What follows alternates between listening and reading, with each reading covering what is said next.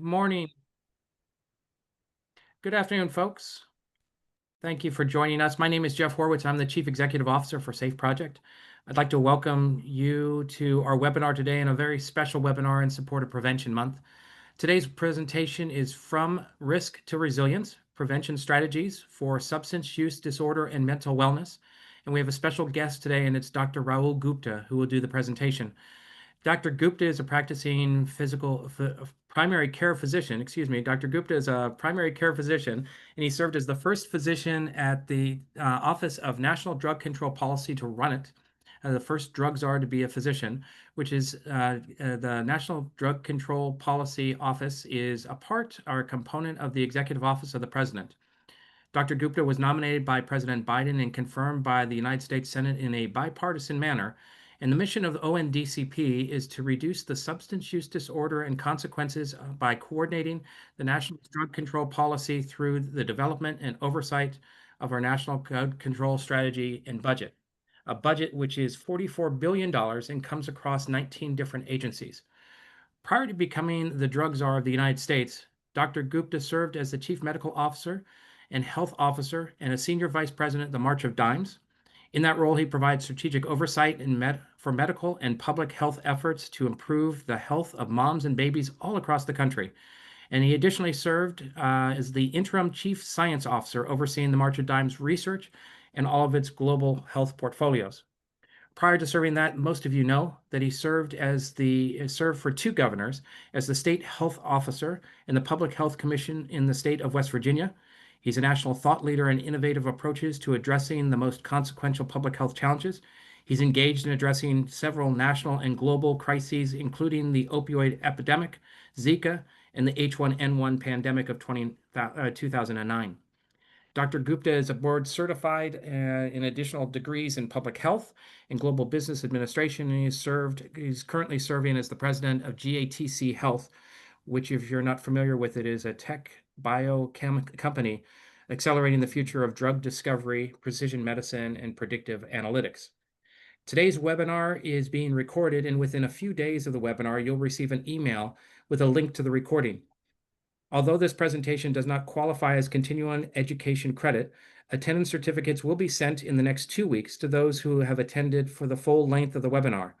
And during the presentation, we would ask you to provide your reflections, any comments that you have or questions that you have in the chat, and we will try our very best to address all of them as we go.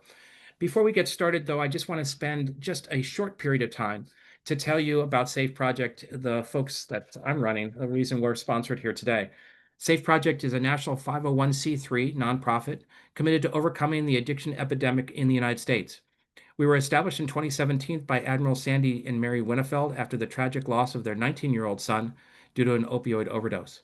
Safe Project aims to save the lives impacted by substance use disorder and mental health challenges through overdose prevention, response, education on stigma, and the development of prevention and recovery programs. Safe Project also provides tailored guidance and tailored training in 4 key initiatives. The Safe Campuses Initiative, which works directly with colleges and universities and their students. Safe Communities, which provides innovative training and resources to communities large and small across the country. Safe Workplaces, which works in individual businesses and supports their employees and their employee families, as well as Safe Veterans, which works directly with our veterans, our active duty members, their caregivers, and their families. You can find out more about Safe Project at safeproject.us, but why waste any more time talking about that? Let's introduce Dr. Gupta. Dr. Gupta, it's over to you. Thank you, Jeff, and thank you for that introduction, but also discussing how and what the SAFE project does. It's been a privilege to both serve on the board of SAFE prior to my work in White House and afterwards as well, because I found, and I continue to find, this work that you lead with your team so compelling every single day. So thank you to you. Thank you to your team. And again, welcome everyone for this discussion today.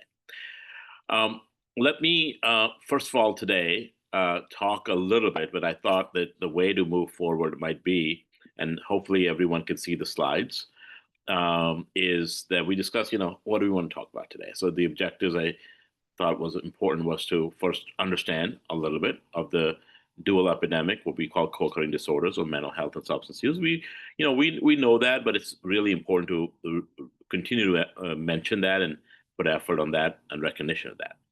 Secondly, maybe I'll use this time a little bit to discuss the work that has been done so far, where we've translated policy into meaningful action to save lives. And I'll use the White House example, where we are, where we began, and what it took to get us there, in order to both inspire us, but also the fact that this is an ongoing epidemic.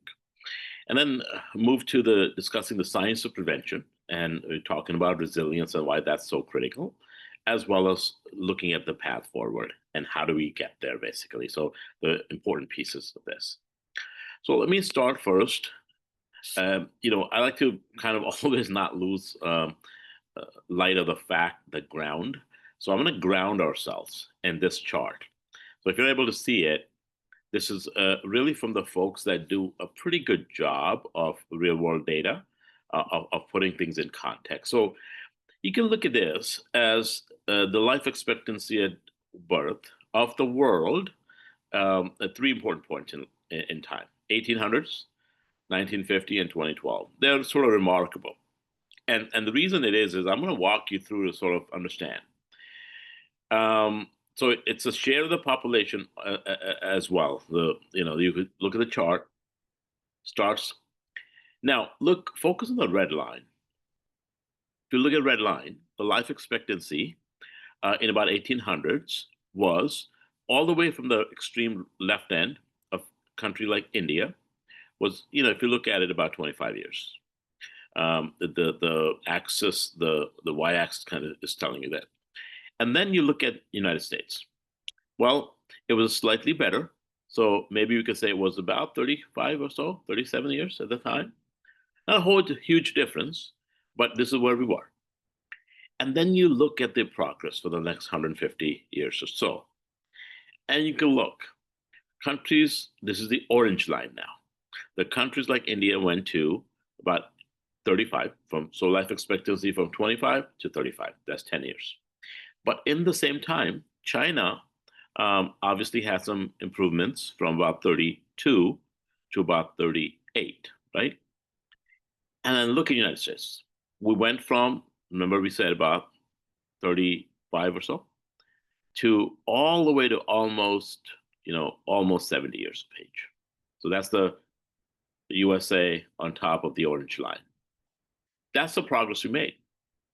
And then you look at the next dynamic from 1950 to 2012, which you could say even now, some important changes happen.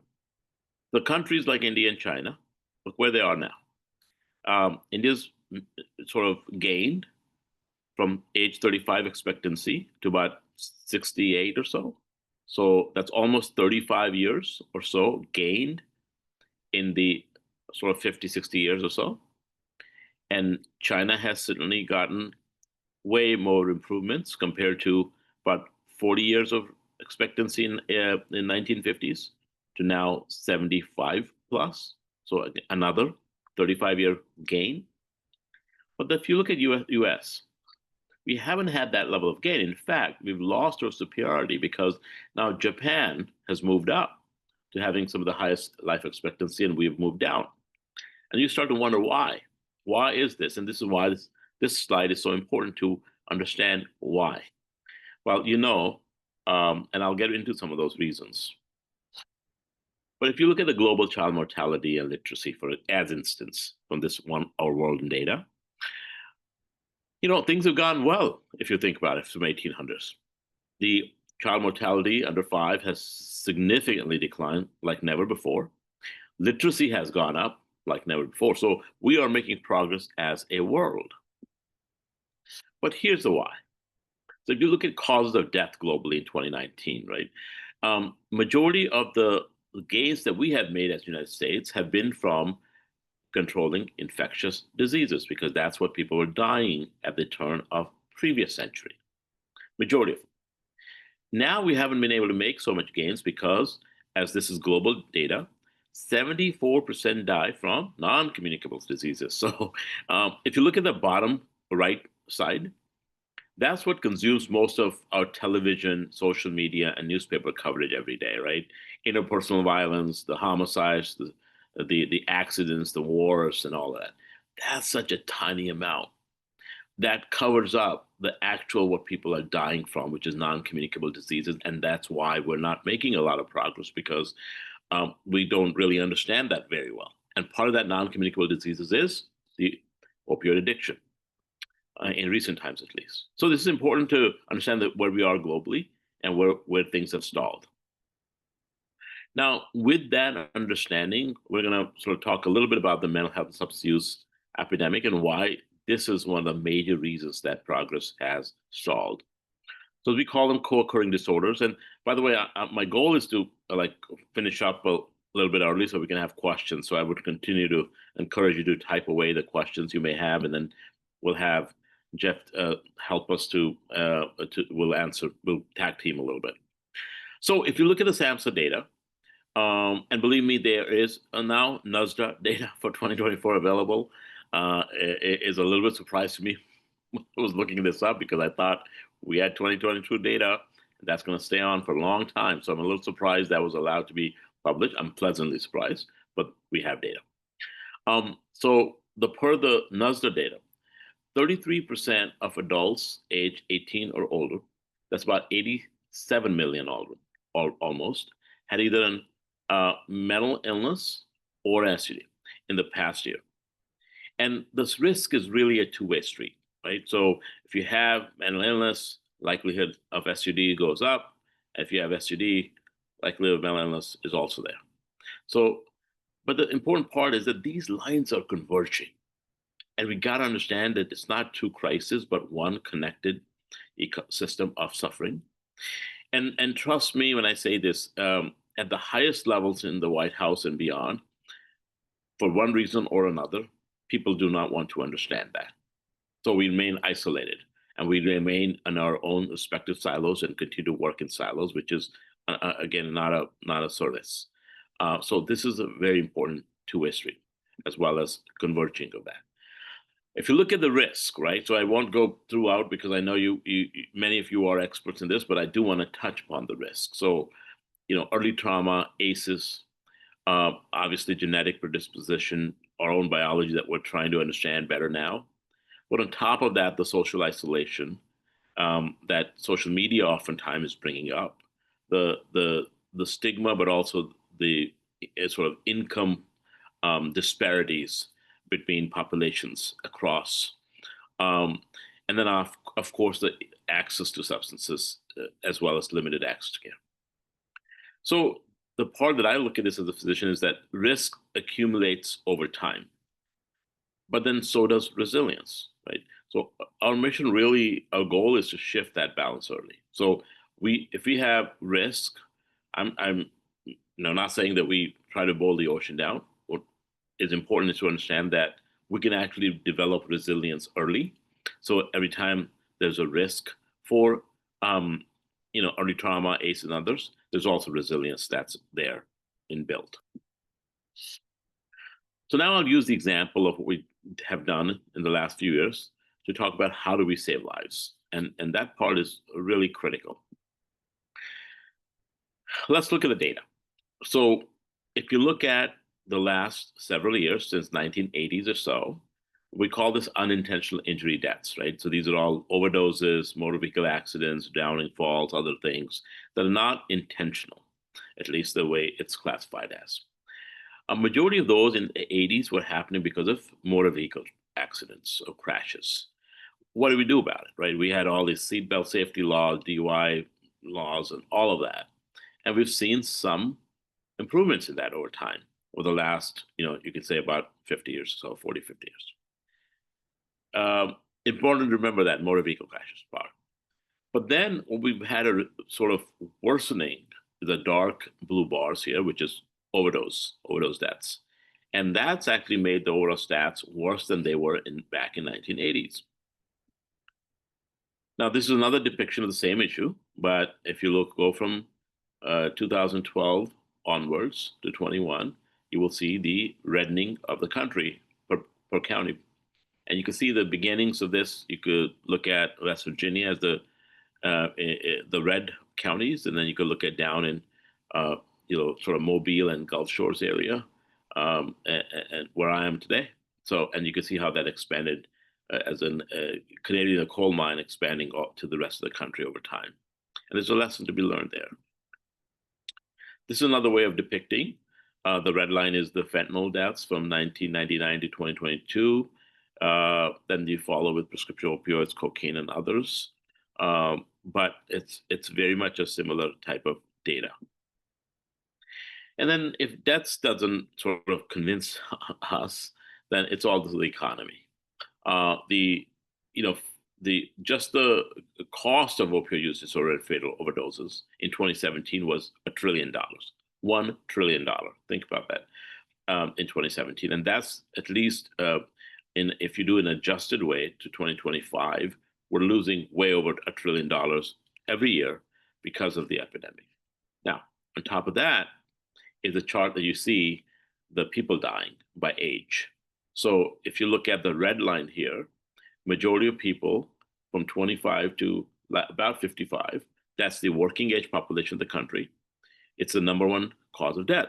That's fentanyl and opioid related deaths. So a lot of things happening here, right? Too much to share.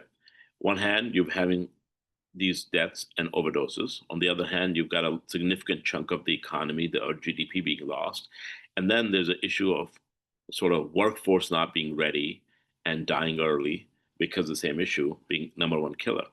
At the end of the day, no matter if you want more manufacturing in the United States, you want prosperity, you want economic security or national security, this becomes important. So got to figure out how to address the issue because there's other unintended consequences.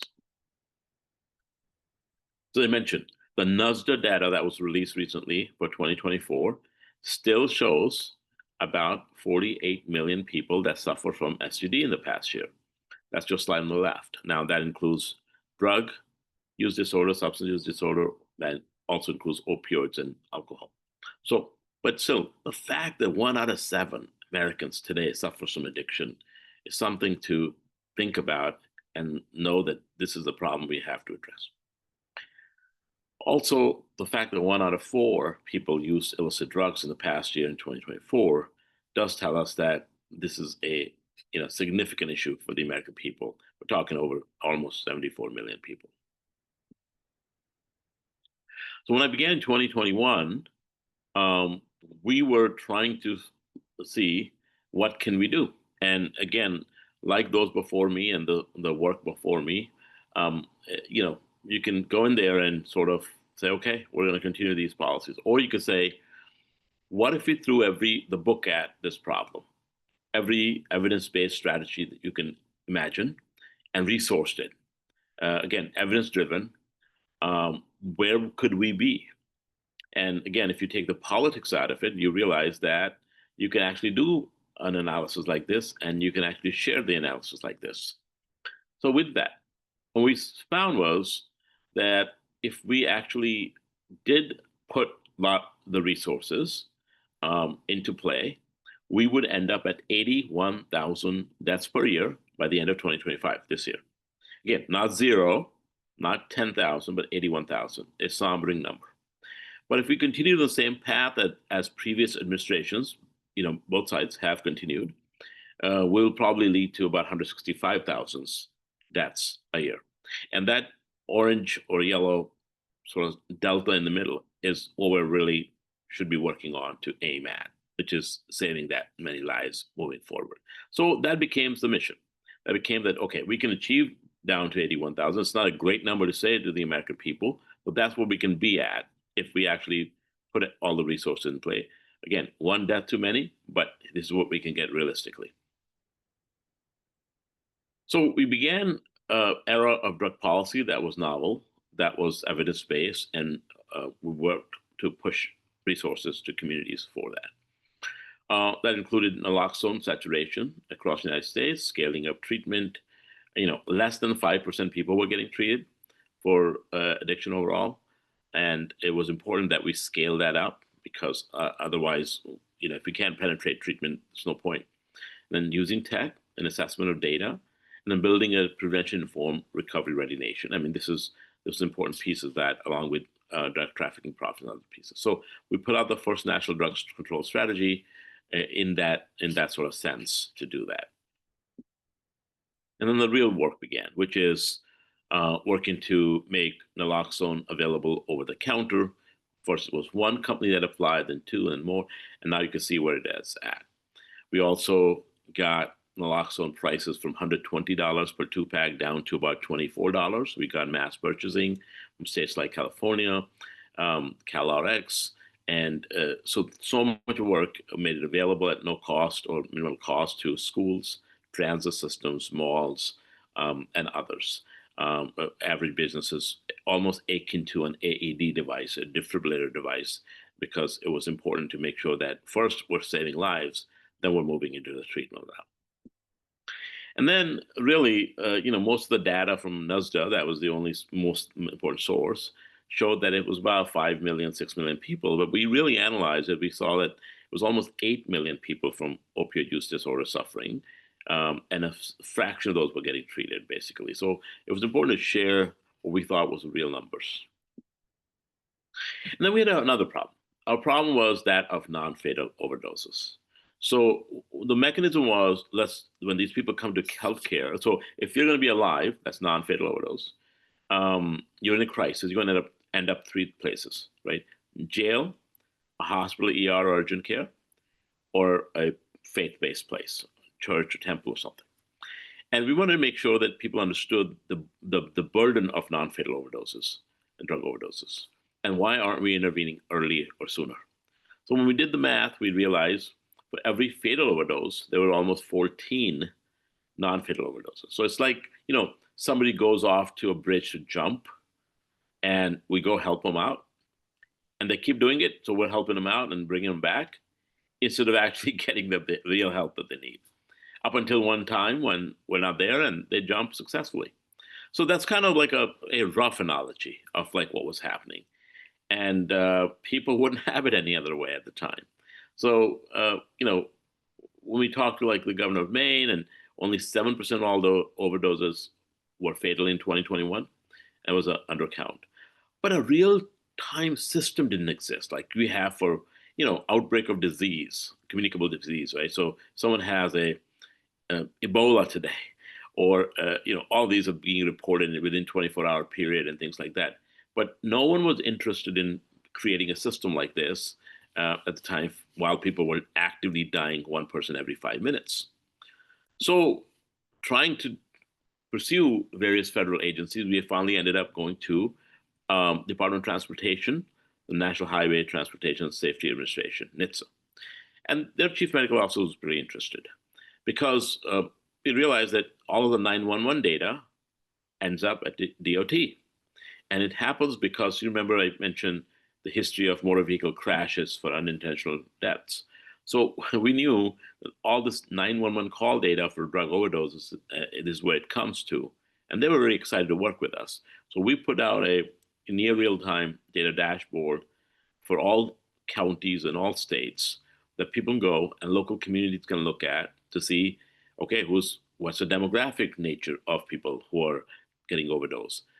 What's the transport time average? Are they getting naloxone or not? So it allowed the ability, it sort of unfroze the ability of local leaders to take action with their own local data in near real time. And that's the kind of work that's important to ensure local communities are empowered, along with resources. For the treatment of SUD, of course, we made it permanent for telehealth provisions. The mobile methadone vans were funded. We removed the extra X waiver requirements, the extra license requirements. I had extra X waiver to be able to prescribe Suboxone, but we removed that because that was just, the removal of that just created going from 125,000 prescribers to 2 million prescribers across the country. So it made a big dent.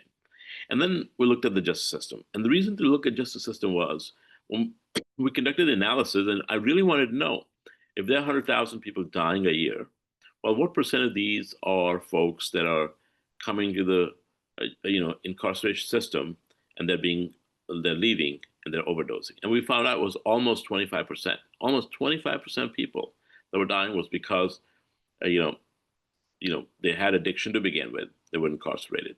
They were not mostly treated, and they were released. So what's going to happen? Obviously. So then the question came, how do we model our laws and rules and systems? So we began with deflection laws. Deflection laws is basically, look, if someone's having issues with mental health or addiction, or just getting caught for stealing or theft or other things, let's get them the help they need as opposed to putting them in prison or jail.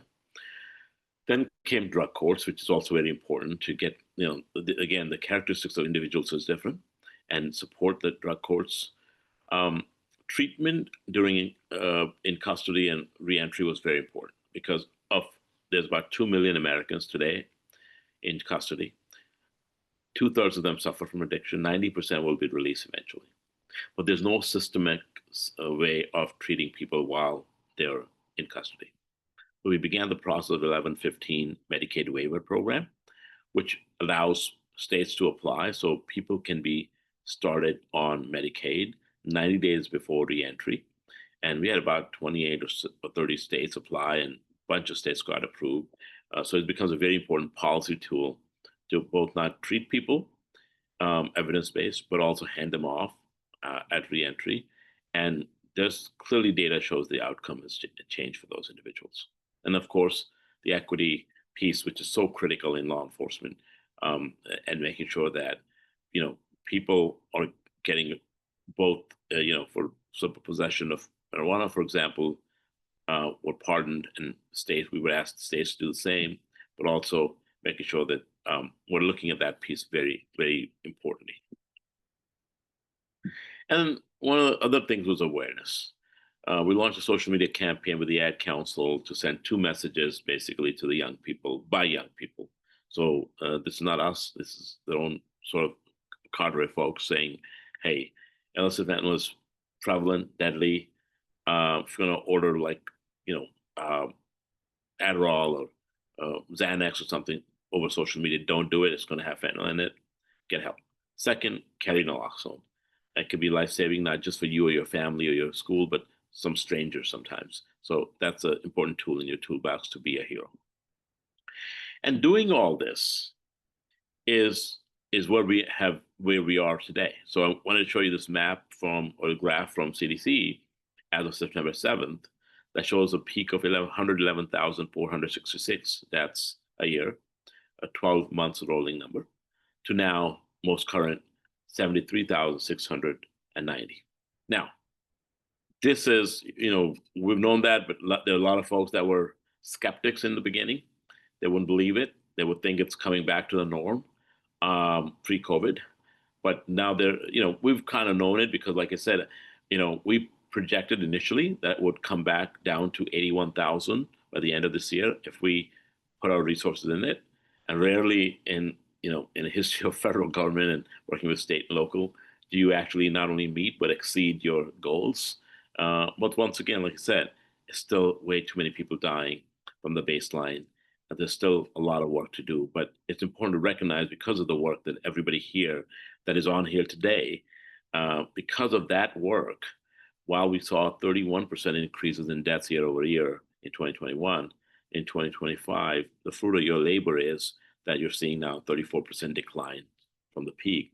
It's about 40% for fentanyl, by the way, 40% for fentanyl, the decline. So it's important, but also shows that what works, what doesn't work, and why this sort of progress is important to maintain the track and not let it get reversed.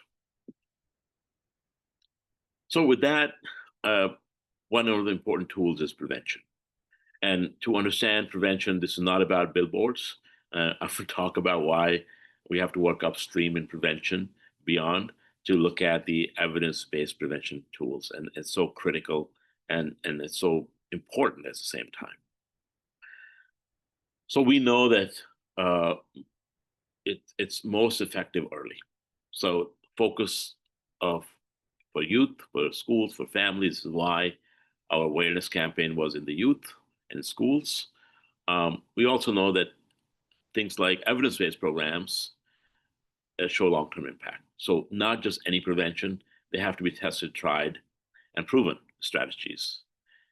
And then we also understand that the protective environments that we create, help create, reduce the risk exposure at each and every age. So think about this as that every layer of society is a point of prevention. And that connection is a chance to heal. So, you all know this, but prevention is not a thing. It's a process. And it's important to, do it with what works, what evidence is there kind of thing. So asking those questions and investment in prevention is key. So when we want to talk a little bit about how we turn risk into resilience. So we think about resilience, it's really about the skills, the supports, and the systems.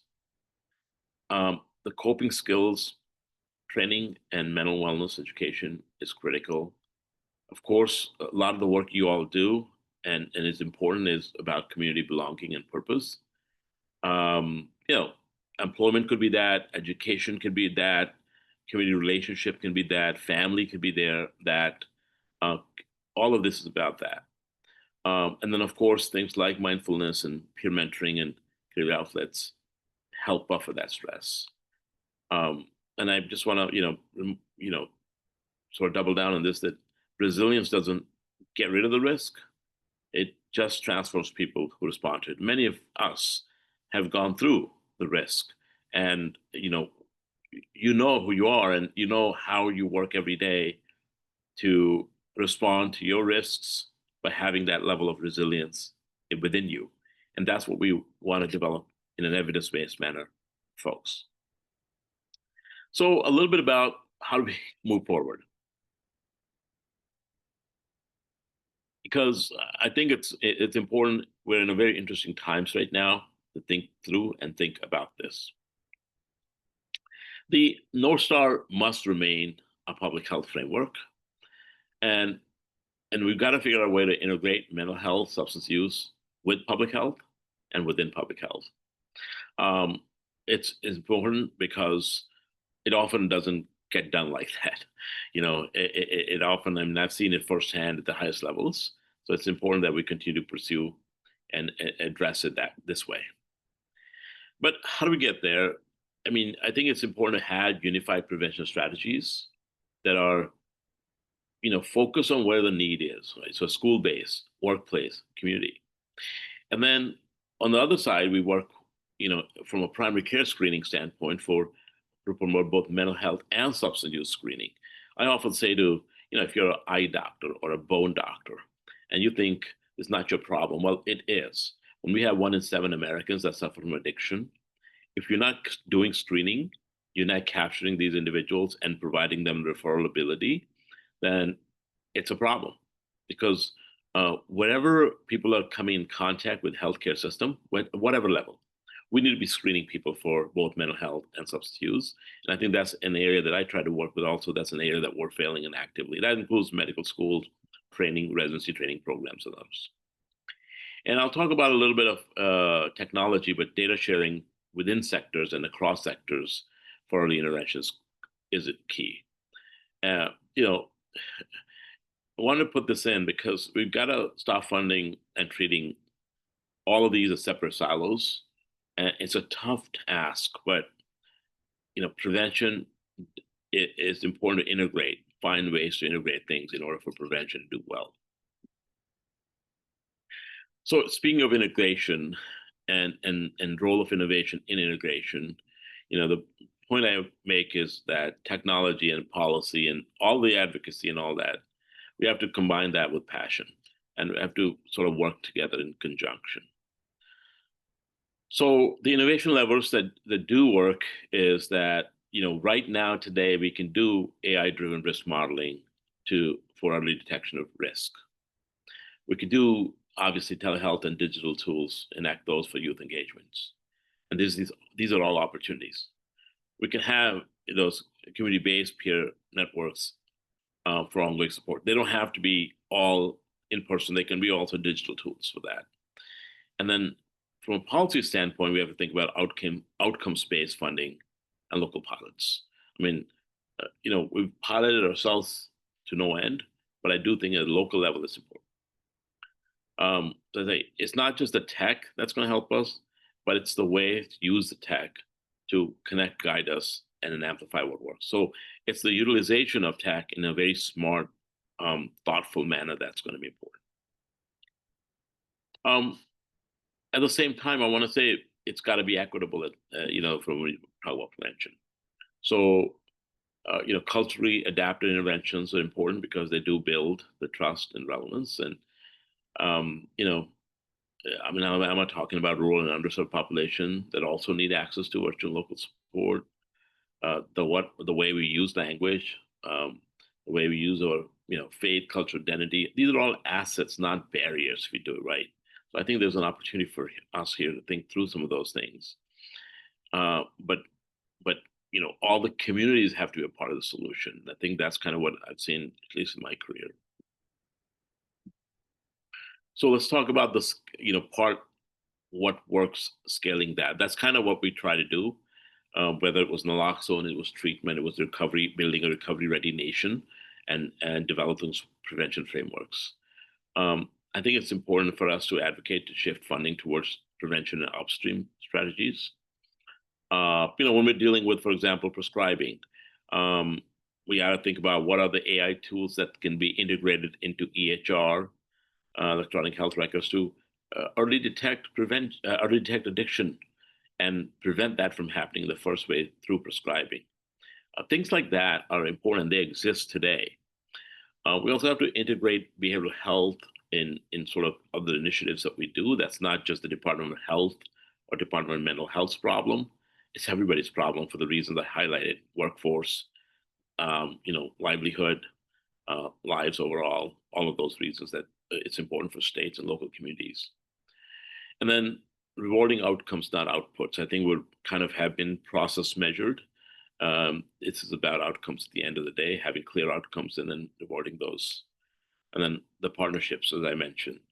This goes again to say integrating the work between health, education, justice, and others.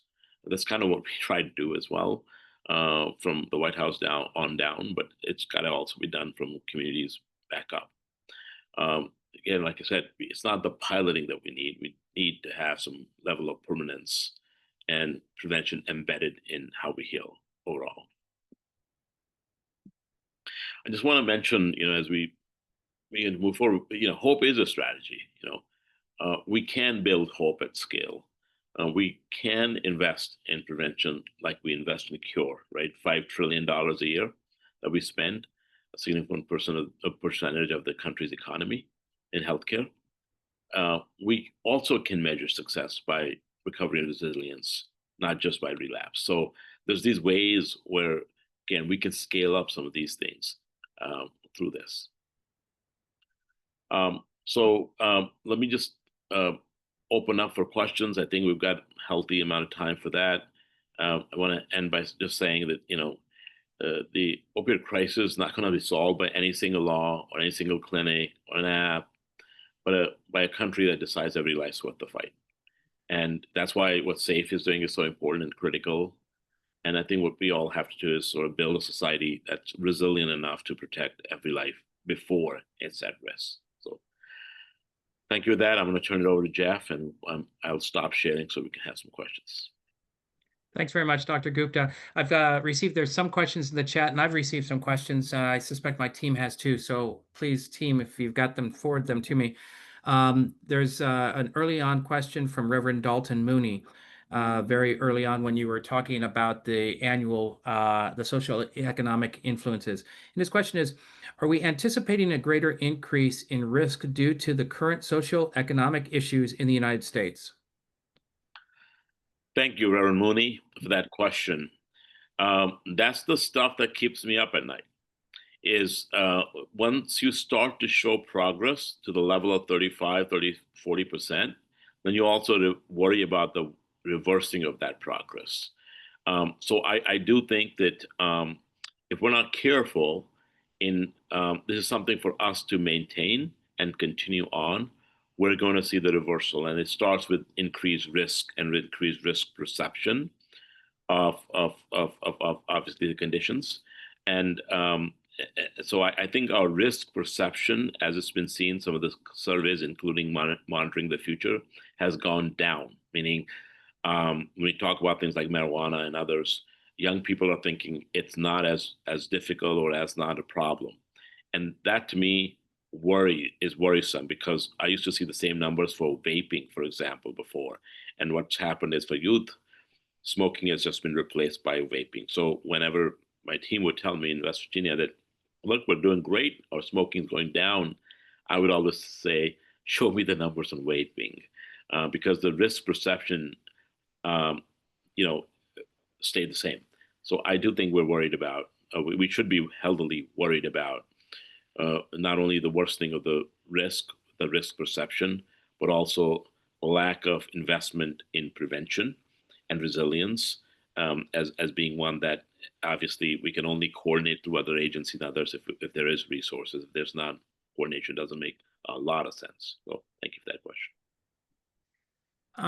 Dr. Gupta, when you were talking about the overdose surveillance dashboard, a couple questions came in about the dashboard, and specifically, how is the dashboard being used at strategic levels, and is there an indication that it's still going to be used or it's being used now?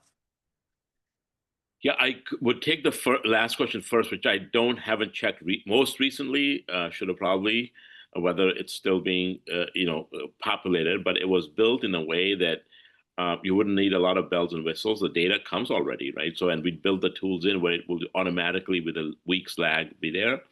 But the dashboard can be used and has been used by communities to look at, for example, their overdose, non-fatal overdose numbers overall. What what strategies are being done to address that? Whether somebody gets naloxone and they're sort of left there, versus are they being taken to a hospital someplace? What's the response time? How much in rural areas is it taking 2 hours, 3 hours? Because you're not going to be alive for long if that's what's happening, and that makes the availability locally of naloxone even more important. And depends if it's just naloxone works. And then things like demographics. It's got a lot of demographic information, so you can look at the who are the people, what age group, what all of the ethnicity, race, all that data is in there in the dashboard. So it's a treasure trove for sort of researchers to be able to do it, as well as for local and state level policymakers. Dr. Gupta, some of these kind of align, so I'm going to try to get them a little bit in order. I received a question which was referencing you mentioning the difficulty of individuals in Washington that are not working together even during your tenure. And so the question that has come in is, what can we do and what can the country do in order to get these folks working together? Perhaps that's the impossible question. But You put it very mildly and very pleasantly, Jeff. Uh, uh, so here's my take, and it's been this, you know, which is this: if there's 48 million people that have addiction in this country, obviously above 12 years of age, that also means at some level there's 48 million voters that are suffering from addiction. And that's a big chunk, right? If it's not 48, it's 40 million or 30 million, 35 million. That's a huge chunk. I think the power of the people in a representative democracy as we are is that at the end of the day, how you voice your views, your opinions more collectively and more uniformly, and again, try to be in the middle of the road for the right reasons, is something that I have tried to do in my role. I've tried to work in a bipartisan manner to get the common sense policies out first that can save lives and give people a hope for the future. I think that's the kind of stuff that we all need, and what you all can do, you can do, and it will be successful at, which is, um, look at, okay, what's common sense? For instance, we began hiring people in recovery in our office. It was not easy, put it this way. We have now Google, who's a recovery friendly business, iHeartMedia, and so many others. So we have to push for having a recovery ready nation where businesses, small and big, are encouraging people in recovery to be hired. And those things are going to require, again, changes, but also policies and resources. But they're not a Democrat or Republican issue. They're actually American issue because we now have the lowest birth rate on record in the country. We have number one killer of people from 25 to 50 or so is opioids. So where's the workforce? Where's it going to come from? And again, 65% people incarcerated or in custody have um, substance use disorder. So we have a lot to work with in a way that could be bipartisan.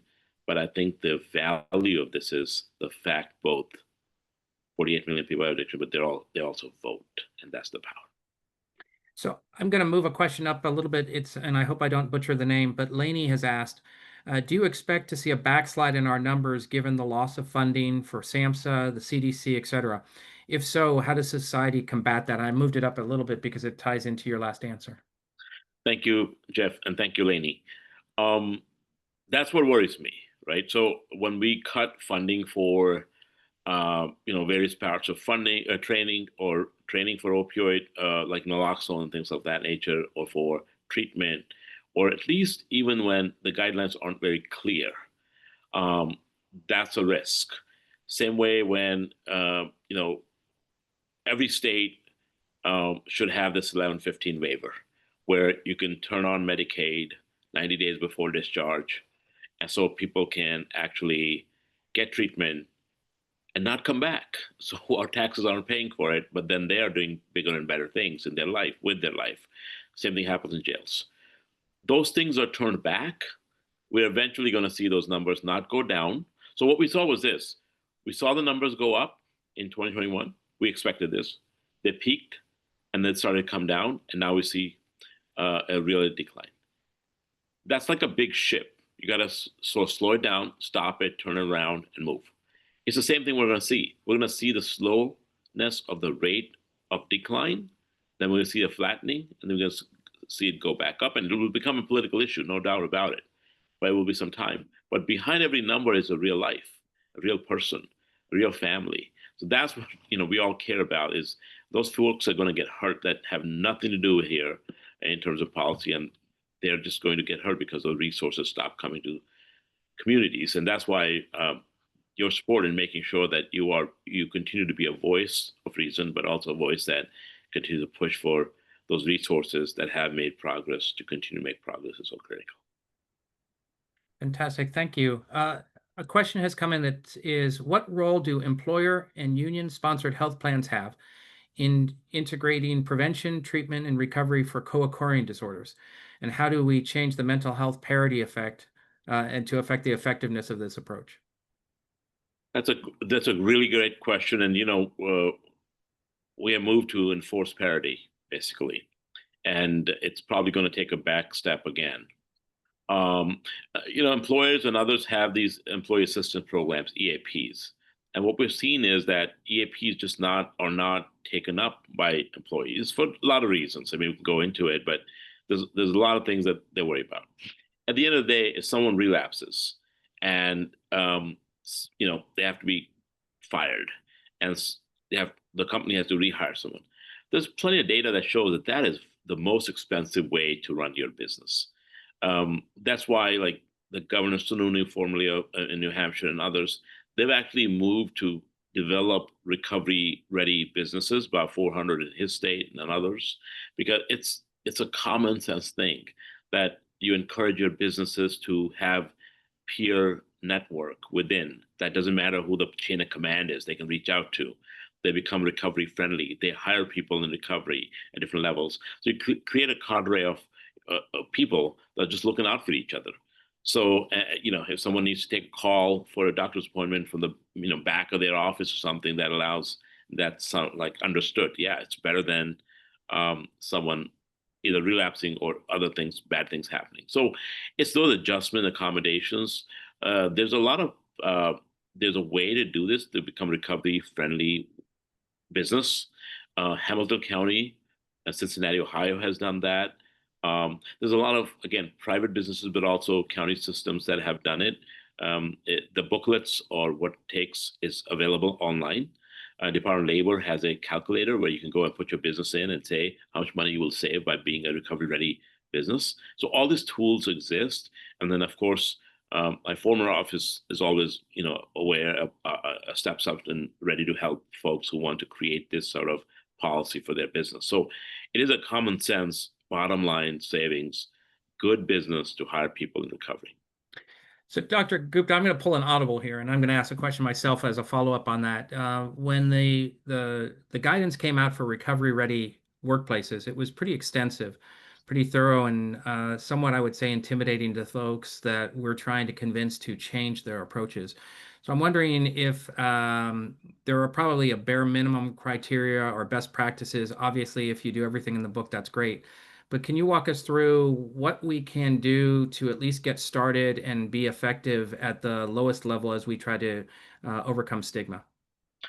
Yes, thank you, Jeff.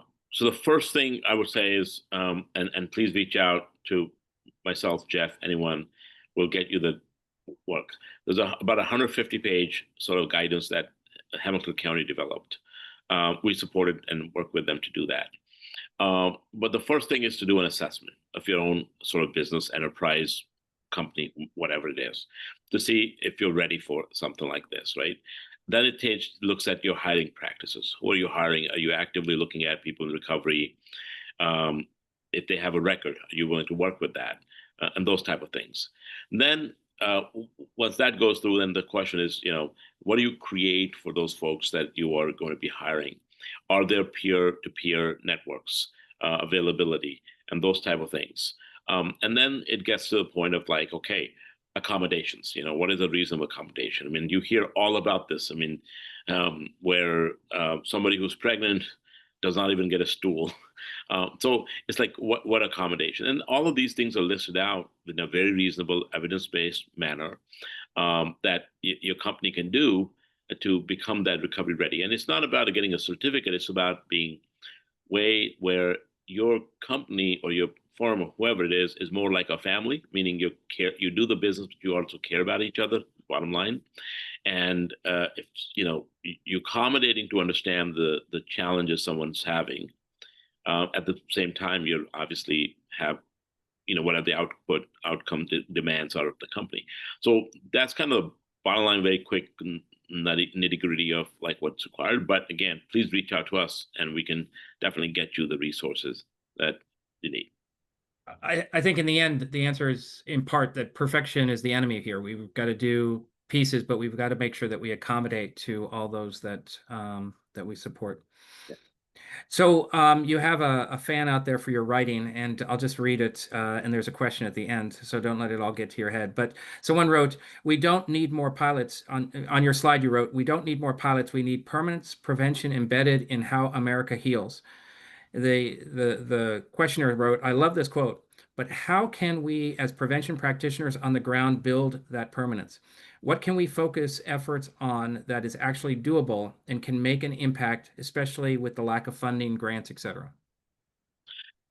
That's a great question. And I think what we have to do, look, I did not put a lot of things about what I do now, which is GHCC.